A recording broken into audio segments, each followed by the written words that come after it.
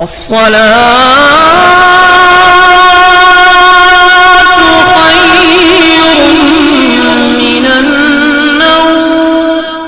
علیکم ورحمۃ اللہ وبرکاتہ۔ میں ہوں رشید اختر اور آپ دیکھ رہے ہیں سجاد نظامی ورلڈ۔ دوستو، سیرت مصطفیٰ صلی اللہ علیہ وسلم کا 12واں پارٹ آج آپ کی خدمت میں پیش کر رہا ہوں۔ میں کچھ نہیں کہوں گا، یہ تو بالکل نہیں کہوں گا کہ میرے چینل کو سبسکرائب کر دو، وہ آپ کی مرضی کریں یا نہ کریں، لیکن اتنا ضرور کہوں گا کہ ہر سیرت مصطفیٰ کا جو بھی پارٹ آپ کو ملے اس کو شیئر ضرور کرنا اپنے دوست و احباب میں۔ آئیے میں یہاں سے 12واں پارٹ شروع کرتا ہوں اور سنیں انشاءاللہ تعالی بالکل دل تھام کر۔ بسم اللہ الرحمن الرحیم۔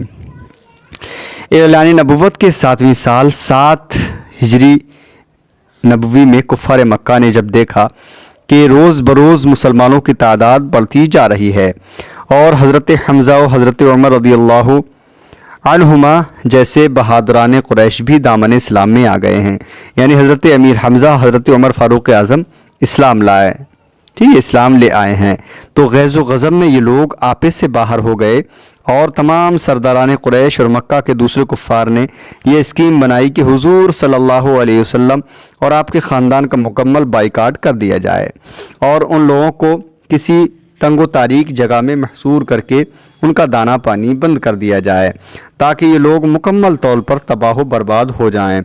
چنانچہ اس خوفناک تجویز کے مطابق تمام قبائل قریش نے آپس میں یہ معاہدہ کیا کہ جب تک بنی ہاشم کے خاندان والے حضور صلی اللہ علیہ وسلم کو قتل کے لیے ہمارے حوالے نہ کر دیں۔ نمبر 1، کوئی شخص، اب کون کون سی تجویز قائم کی تھیں کفار مکہ نے، سنیں۔ نمبر 1، کوئی شخص بنو ہاشم کے خاندان سے شادی بیاہ نہ کرے۔ نمبر 2، کوئی شخص ان لوگوں کے ہاتھ کسی قسم کی سامان کی خرید و فروخت نہ کرے، یعنی کہ یہ تجویز کر دیا، یہ مقرر کر دیا کہ کوئی بھی انسان مطلب جو ہے ان کے ہاتھ سے نہ کوئی سامان خریدے گا نہ کوئی بیچے گا۔ نمبر 3، کوئی شخص ان لوگوں سے میل جول، سلام و کلام اور ملاقات بات چیت نہ کرے۔ نمبر 4، کوئی شخص ان لوگوں کے پاس کھانے پینے کا کوئی سامان نہ جانے دے۔ منصور بن اکرمہ نے اس معاہدہ کو لکھا اور تمام سرداران قریش نے اس پر دستخط کر کے اس تجاویز کو کعبے کے اندر آویزاں کر دیا۔ ابو طالب مجبوراً حضور صلی اللہ علیہ وسلم اور دوسرے تمام خاندان والوں کو لے کر پہاڑ کی اس گھاٹی میں جس کا نام شعب ابی طالب تھا پناہ گزین ہو گئے۔ ابو لہب کے سوا خاندان بنو ہاشم کے کافروں نے بھی خاندانی حمیت و پاسداری کی بنا پر اس معاملہ میں حضور صلی اللہ علیہ وسلم کا ساتھ دیا اور سب کے سب پہاڑ کے اس تنگ و تاریک ذرہ میں محصور ہو کر قیدیوں کی زندگی بسر کرنے لگے۔ اللہ اکبر۔ اور یہ 3 برس کا زمانہ اتنا سخت اور کٹھن گزرا کہ بنو ہاشم درختوں کے پتے اور سوکھے چمڑے پکا پکا کر کھاتے تھے اور ان کے بچے بھوک پیاس کی شدت سے تڑپ تڑپ کر دن رات رویا کرتے تھے۔ سنگ دل اور ظالم کافروں نے ہر طرف پہرا بٹھا دیا تھا کہ کہیں سے بھی گھاٹی کے اندر دانہ پانی نہ جانے پائے۔ زرقانی علی المواہب جلد 1 صفحہ نمبر 278 میں یہ حوالہ موجود ہے۔ آگے بڑھتے ہیں ناظرین اکرام اور سنتے ہیں سیرت مصطفیٰ کا 12واں پارٹ۔ مسلسل 3 سال تک حضور صلی اللہ علیہ وسلم اور خاندان بنو ہاشم ان ہوش ربا مصائب کو جھیلتے رہے، یہاں تک کہ خود قریش کے کچھ رحم دلوں کو بنو ہاشم کی ان مصیبتوں پر رحم آ گیا اور ان لوگوں نے اس ظالمانہ معاہدہ کو توڑنے کی تحریک اٹھائی۔ چنانچہ حشام بن عمرو عامری، ظہیر بن ابی امیہ، معتم بن عدی، ابو البختری، زمعہ بن الاسود وغیرہ سب مل کر ایک ساتھ حرم کعبہ میں گئے اور ظہیر نے جو عبد المطلب کے نواسے تھے کفار قریش کو مخاطب کر کے اپنی پرجوش تقریر میں یہ کہا کہ اے لوگو، یہ کہاں کا انصاف ہے کہ ہم لوگ تو آرام سے زندگی بسر کر رہے ہیں اور خاندان بنو ہاشم کے بچے بھوک پیاس سے بے قرار ہو کر بلبلا رہے ہیں۔ خدا کی قسم، جب تک اس وحشیانہ معاہدہ کی تجاویز پھاڑ کر پاؤں سے نہ روندی جائے گی، میں ہرگز چین سے نہیں بیٹھ سکتا۔ یہ تقریر سن کر ابو جہل نے تڑپ کر کہا کہ خبردار، ہرگز تم اس معاہدہ کو ہاتھ نہیں لگا سکتے۔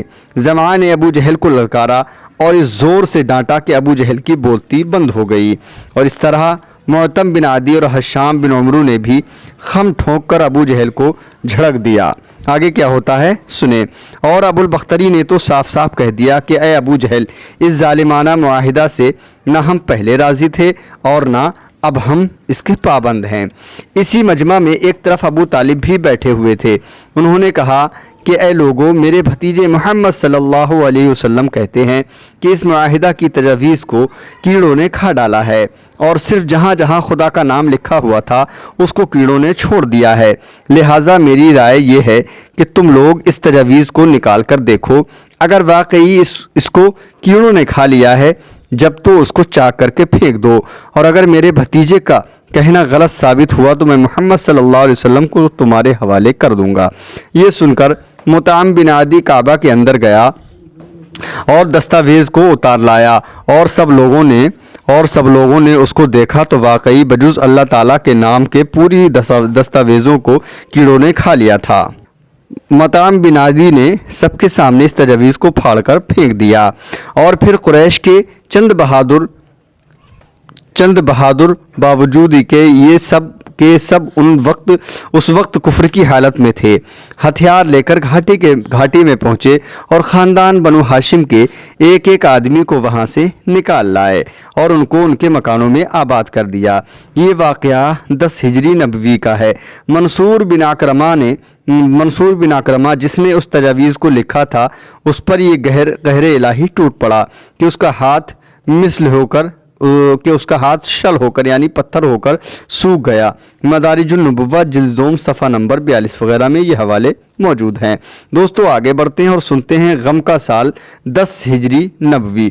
حضور اقدس صلی اللہ علیہ وسلم شعب ابی طالب سے نکل کر اپنے گھر میں تشریف لائے، اور چند ہی روز کفار قریش کے ظلم و ستم سے کچھ امان ملی تھی کہ ابو طالب بیمار ہو گئے اور گھاٹی سے باہر آنے کے 8 مہینے بعد ان کا انتقال ہو گیا۔ انا للہ و انا الیہ راجعون۔ آگے بڑھتے ہیں اور سنتے ہیں۔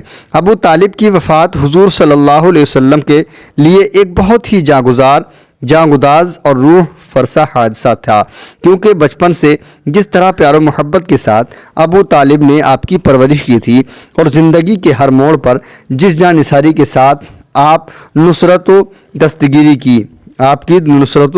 کی اور آپ کے دشمنوں کے مقابل سینہ سپر ہو کر جس طرح علائم و مصائب کا مقابلہ کیا، اس کو بھلا حضور صلی اللہ علیہ وسلم کس طرح بھول سکتے ہیں۔ اب ابو طالب کا خاتمہ سنیں۔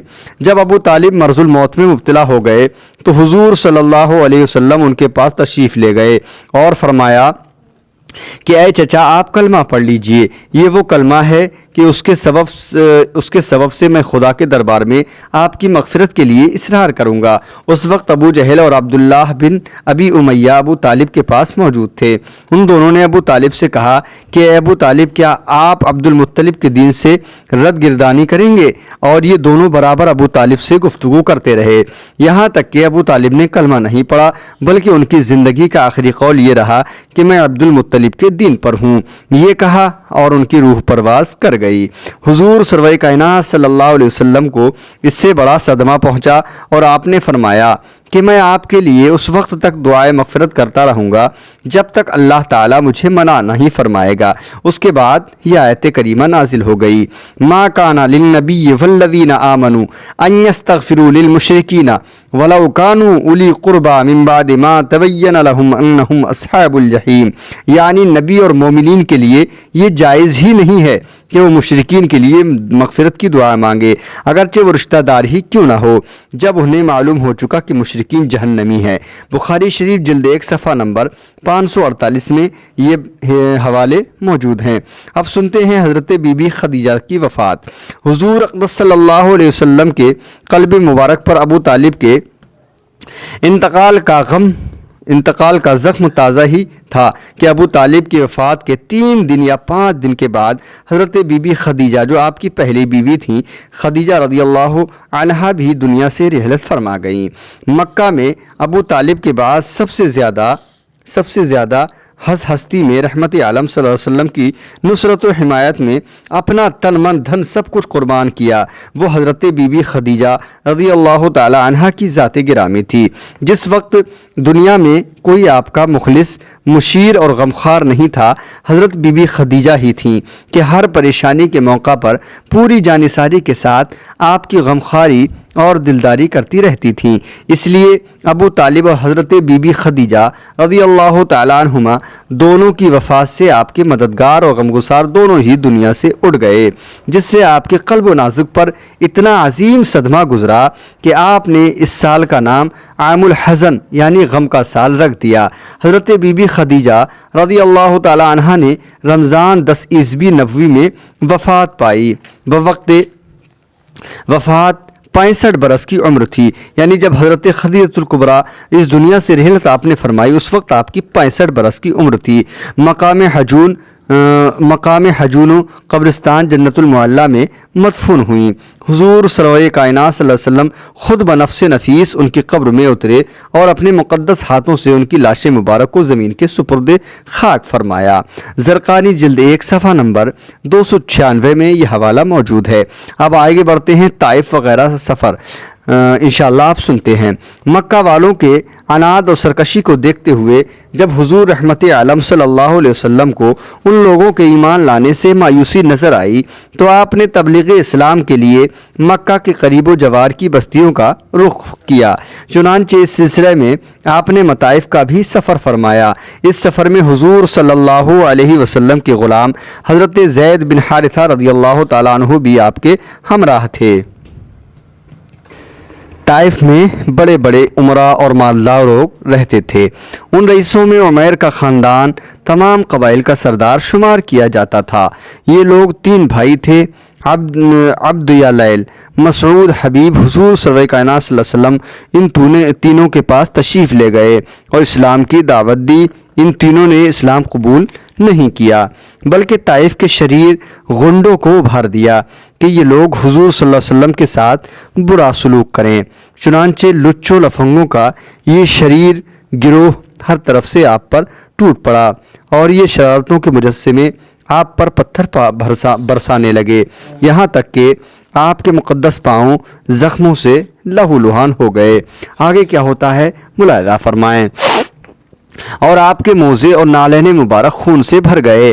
جب آپ زخموں سے بےتاب ہو کر بیٹھ جاتے تو یہ ظالم انتہائی بے دردی کے ساتھ آپ کا بازو پکڑ کر اٹھاتے، اللہ اکبر، اور جب آپ چلنے لگتے تو پھر آپ پر پتھروں کی بارش کرتے اور ساتھ ساتھ تانا زنی کرتے، گالیاں دیتے، تالیاں بجاتے، ہنسی اڑاتے۔ حضرت زید بن حارثہ رضی اللہ تعالیٰ عنہ دوڑ دوڑ کر حضور صلی اللہ علیہ وسلم پر آنے والے پتھروں کو اپنے بدن پر لیتے تھے اور حضور صلی اللہ علیہ وسلم کو بچاتے تھے، یہاں تک کہ وہ بھی خون میں نہا گئے اور زخموں سے نڈھال ہو کر بے قابو ہو گئے، یہاں تک کہ آخر آپ نے انگور کے ایک باغ میں پناہ لی۔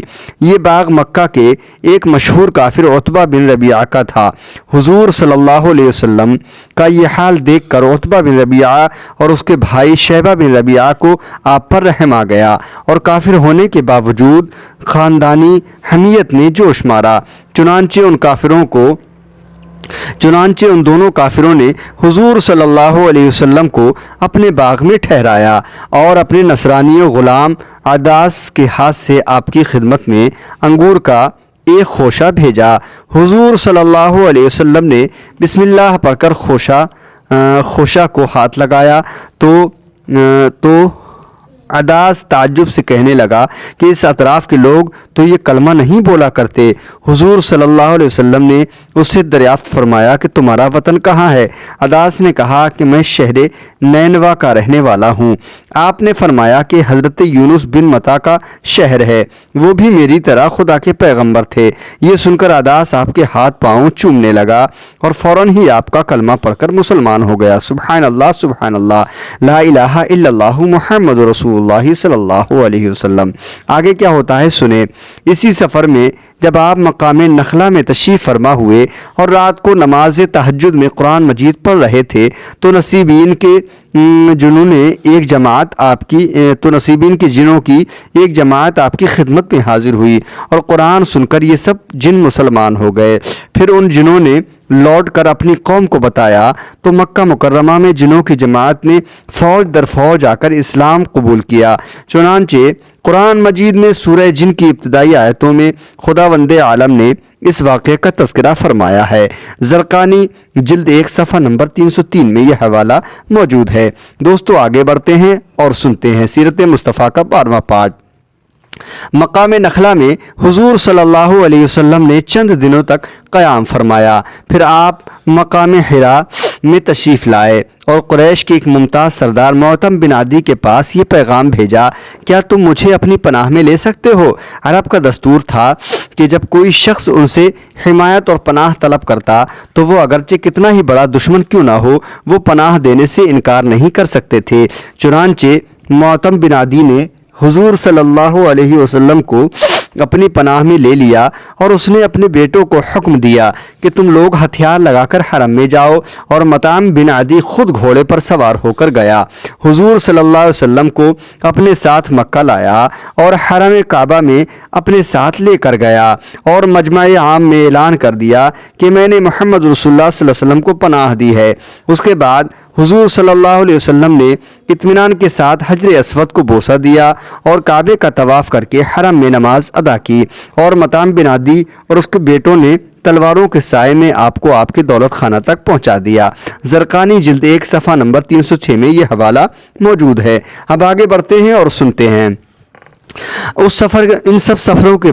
इन सब सफ़र की मुद्दतों के बाद एक मरतबा उम्मुल मुमिनीन हज़रत आयशा सिद्दीक़ा रज़ियल्लाहु ताला अन्हा ने हुज़ूर अक़दस सल्लल्लाहु अलैहि वसल्लम से दरियाफ़्त किया कि या रसूलुल्लाह सल्लल्लाहु अलैहि वसल्लम, क्या जंग उहद के दिन से भी ज़्यादा सख्त कोई दिन आप पर गुजरा है? तो सरकार दो आलम सल्लल्लाहु अलैहि वसल्लम ने इरशाद फरमाया कि हाँ ऐ आयशा, वो दिन मेरे लिए जंग उहद के दिन से भी ज़्यादा सख्त था जब मैंने ताइफ में वहाँ के एक सरदार अब्द या लैल को इस्लाम की दावत दी। उसने दावत इस्लाम को हिकारत के साथ ठुकरा दिया और अहले ताइफ ने मुझ पर पथराव किया। मैं उस रंजो गम में सर झुकाए चलता रहा, यहाँ तक कि मकाम करनो सालिब में पहुंचकर मेरे होशो हवास पजा हुए। वहाँ पहुंचकर जब मैंने सर उठाया तो क्या देखता हूँ कि एक बदली मुझ पर साया किए हुए है।